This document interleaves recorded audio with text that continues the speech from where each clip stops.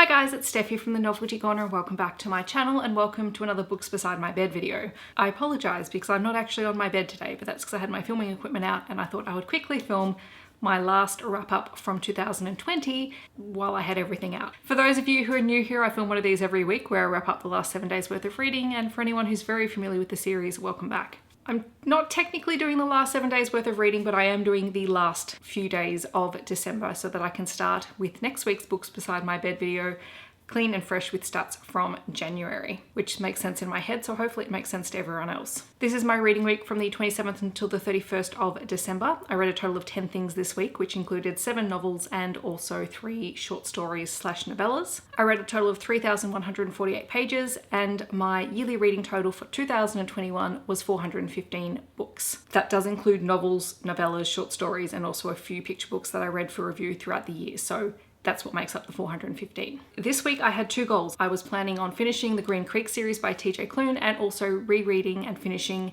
the Thornchapel series by Sierra Simone, and I did hit both of those goals. I'm going to start with the Green Creek series, which is a paranormal romance series from TJ Klune. It is a male romance series, it is own voices, and it is utterly delightful. TJ Klune has stolen my soul this year, and he can have it for as long as he likes because the man is fantastic at writing books. I read the last 2 full novels and also the 2 novellas that come in between them this week, and obviously there's going to be spoilers, but for anyone who is unfamiliar with me screaming about Green Creek for the last 2 months, it is the story of the Bennett family, who are a family of wolf shifters, and they are quite a prominent family within this world, and they return to their home of Green Creek at the beginning of the first book, Wolf Song.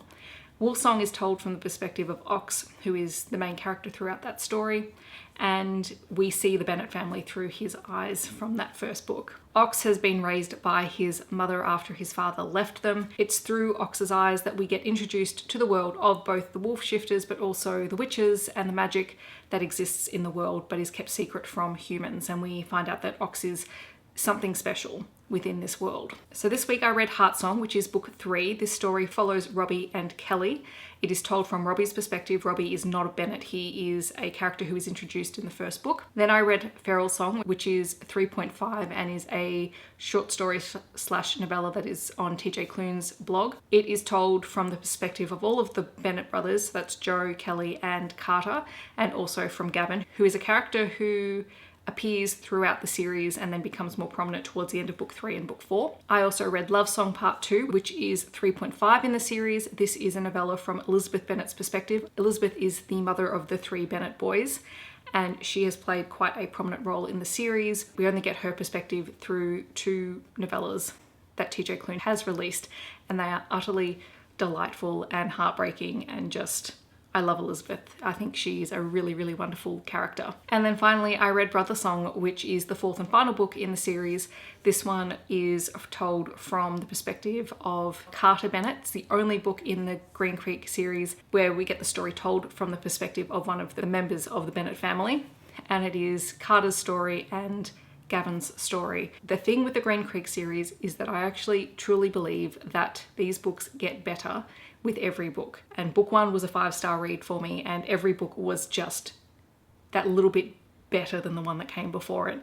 And you become so entrenched in the lives of the members of the Bennett pack, which includes not only wolf shifters but witches and also humans, and you get to see the intersection of all of these different groups of people who are trying to do the best they can in a world that is quite dangerous for them. And obviously there is a big bad or a couple of big bads that come into the story at different points, but really this is the story of found family and finding love and finding acceptance. The representation in the story is unreal. Each book has a male romance, but within that you have so many different aspects of the queer spectrum represented, from characters who are bisexual, asexual. I'm pretty sure there's a couple of pan characters in there as well, and the whole thing is just beautifully done, and all of these characters have just found a place in my heart, and all I really want to do is just reread the series from the start. And these are not short books. Then I read the Thornchapel series by Sierra Simone. Overall I gave this series 4.5, but there are a couple of 5-star reads in here and a couple of 4-star reads. It is another quartet. I had previously read the first book, A Lesson in Thorns, and I decided to reread that before I continued just because it had been a while, and it was actually a really good decision. I truly believe that this is a series that works best if you read it back to back, so I'm kind of glad that I held off on reading any of the other books before I read them back to back myself. This is the story of 6 friends who all met when they were children. You have Proserpina, or Poe, Auden, Beckett, St. Sebastian, Delphine, and Rebecca. And they all met at Thornchapel, which is this big, sprawling Gothic mansion that Auden's family own. And their parents were all there over one summer for some reason. And the kids don't really know why their parents were there. They weren't paying attention to what their parents were doing, just that they were all there. And one evening, while they're exploring the maze that's on the ground, the kids find this chapel, the Thornchapel from the series title. And they sort of create this little ritual ceremony of their own without knowing what they're doing. We discover a lot of things about the characters, such as the fact that Auden is enamored with Poe and Saint Sebastian, not just because he feels an attraction to them, but also because he wants to hurt them. This sort of sets all of their lives on a path that leads to the present day, where Poe has returned to Thornchapel because she has been hired to catalogue Thornchapel's library. Auden has inherited the Thornchapel grounds, and he is currently in the process of updating the actual house and also the grounds. And part of that is getting someone in to work on this library that has been in his family for generations. As it turns out, all 6 of these kids who are now adults end up back in the same place at the same time, and they discover that Thornchapel has a history of rituals on the solstices, and on a whim, they decide they're going to recreate one of these rituals on Imbolc. They don't really know what they set in motion by doing this. Each book in the series, so there is A Lesson in Thorns, Feast of Sparks, Harvest of Sighs, and Door of Bruises. Each book follows one of the different solstice celebrations. It is really an interplay between the relationships of all these characters and also Thornchapel, which in itself is a character. It's a very dark, sprawling, gothic type story, and it comes with a ton of trigger warnings. I don't even know where to start with the trigger warnings in here, but Sierra Simone plays trope roulette, and I don't know how she manages to do it, but she hits every beat.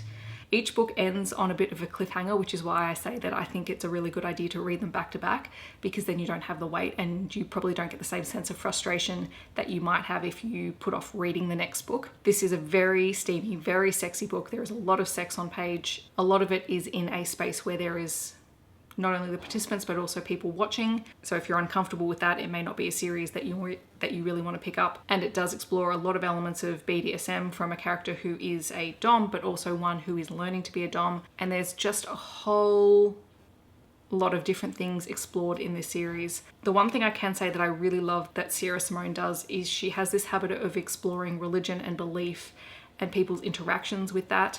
And that definitely comes through in this series, but you can tell that this was a passion project for her, because it is this beautiful, sprawling story that has a little bit of a paranormal edge to it later on in the series, not so much in the first half, but sort of in the second half of the series. And the ending wasn't quite what I expected, but it was something that I deeply enjoyed by the time I got there.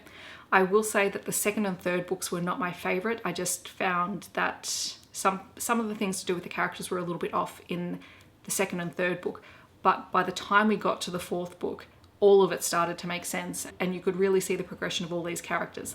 The one thing I do wish had happened though was that there was a little bit more exploration of Beckett's character. Beckett is a priest, and so he has a really interesting way of interacting with this story and the solstice rituals that they end up performing. So I wish his story had been explored a little bit more. We do get most of it, but I would have liked a little bit more depth there. But it was a great series, and I'm so glad that I finally read it. I also read Red and White by Sierra Simone, which was a short story.